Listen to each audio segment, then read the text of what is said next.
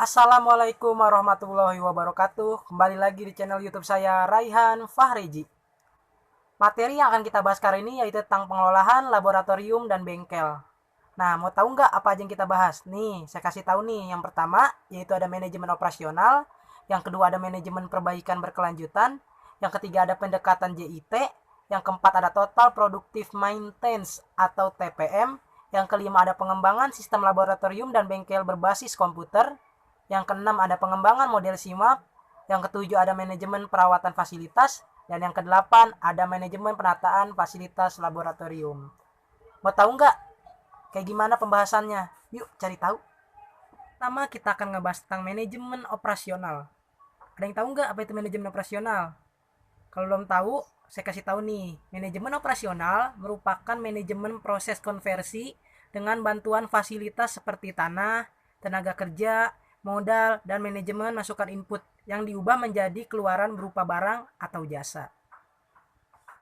Yang kedua, yaitu manajemen perbaikan dan berkelanjutan.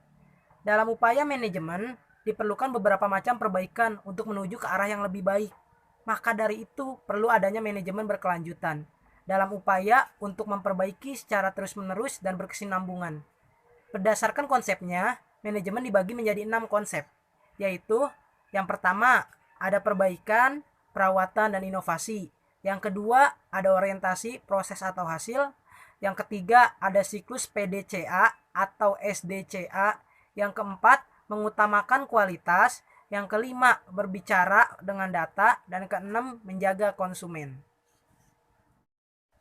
Yang ketiga yaitu pendekatan JIT atau Just in Time. Konsep JIT adalah suatu konsep di mana bahan baku yang digunakan untuk aktivitas produksi didatangkan dari pemasok supplier tepat pada waktu bahan baku itu dibutuhkan oleh proses produksi sehingga sangat menghemat biaya.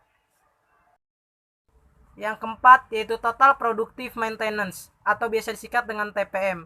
TPM adalah sebuah sistem manajemen perawatan yang di dalam prosesnya melibatkan orang mulai dari manajer hingga ke operator, bahkan ke teknisi level yang paling bawah. TPM berupaya menghilangkan 3 besar kerugian, yaitu pertama yaitu downtime yang meliputi kausan alat, setup dan penyetelan. Yang kedua, kehilangan kecepatan yang meliputi idling, berhenti sejenak, atau pengurangan kecepatan. Yang ketiga yaitu cacat yang meliputi cacat proses dan pengurangan luluh. Yang kelima yaitu pengembangan sistem laboratorium dan bengkel berbasis komputer. Pengembangan sistem laboratorium digunakan untuk mempermudah sekaligus menganalisis kerusakan alat. Kehadiran teknologi komputer dengan fasilitasnya akan sangat membantu dan mengembangkan terjadinya sistem informasi berbasis komputer. Contohnya adalah SIMAF. Yang keenam yaitu pengembangan model SIMAF. SIMAF adalah sistem informasi manajemen dan maintenance fasilitas, yaitu suatu aplikasi yang bertujuan untuk melakukan perawatan fasilitas dan monitoring data.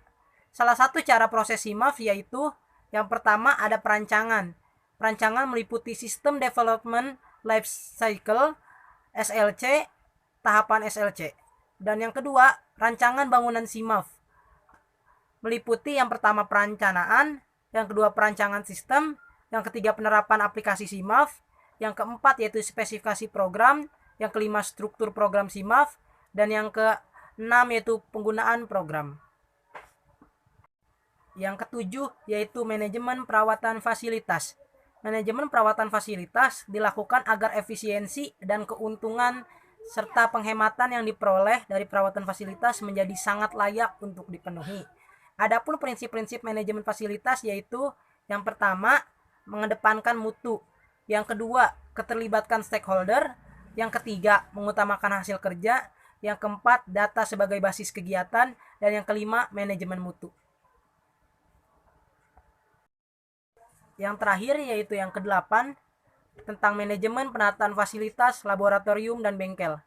Produktivitas kerja praktek sangat ditentukan oleh kualitas dengan fasilitas yang ada di dalamnya.